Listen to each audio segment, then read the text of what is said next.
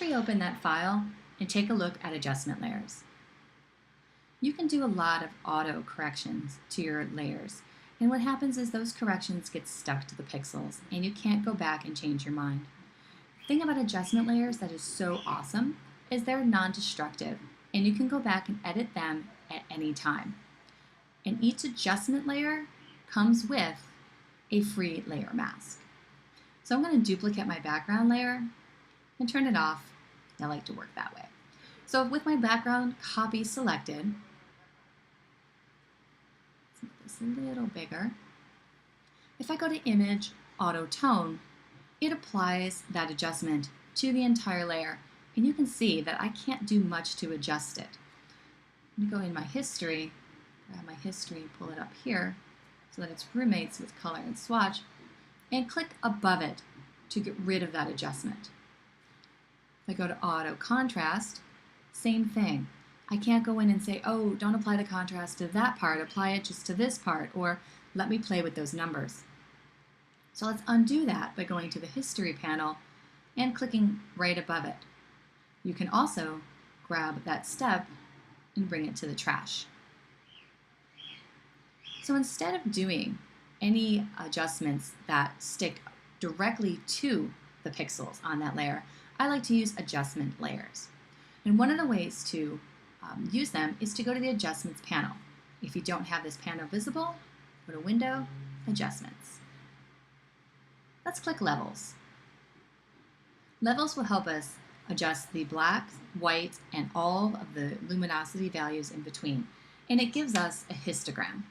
This histogram is a visual representation of all the luminosity values in your image. Your black, your white, and your midtones, or your gamma. You'll also see that a new layer was made in the layer panel right above the layer background copy. Whatever layer you have selected, when you select an adjustment layer, the adjustment layer will go above that layer. Let me show you what I mean.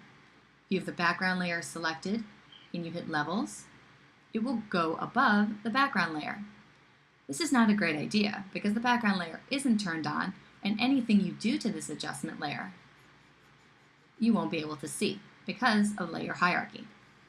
So let's throw that away. You want to make sure that you have the layers selected that you want the adjustment layer to affect. Perfect. So now we have a new layer. Whoa, thank you, Camtasia. There you go. We have our levels selected. We can see the black, white, midtones, and this is called a histogram. It's a visual representation of all the values in your image. So we can adjust the black a little bit, the white a little bit, and then the midtones. If we drag it to the left, we are going to open up some of the dark shadow areas on the head. If we drag it to the right, we're going to increase the contrast. I think probably around there is a good in between. You don't want to grab the white or the black and drag it in. What you're doing then is cutting off all of these pixels, and you have a beautiful histogram here. A full white with detail, a full black with detail, and a nice range in the middle. So let's keep that over here. Brought this in just a little to the first recordable pixel, and then I'm just playing with my midtones. With this layer adjustment, you can turn it on and off. You can edit this layer mask, which we will go over in a later video, and you can also just throw it away if you change your mind. One of the great things about adjustment layers is black and white. So if you choose a black and white adjustment layer, you can make the image black and white.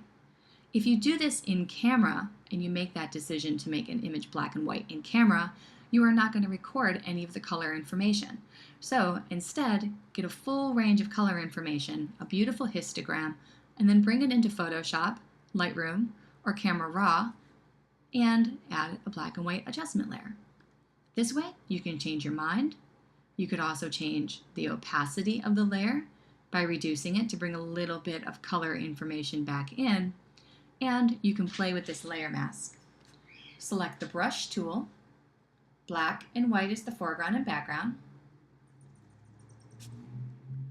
Make the brush a little larger by using the brackets. And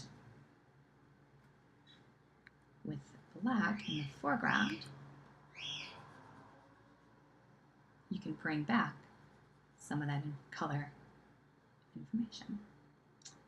All right, so black is hiding the black and white adjustment layer, and white is revealing. If you think you went too far, hit X. X put white in the foreground, and then you can edit that. This can be great for some special effects. You can also then adjust the opacity layer. You can turn the layer on and off, and at all times it's non-destructive and changeable, which is good. We like options.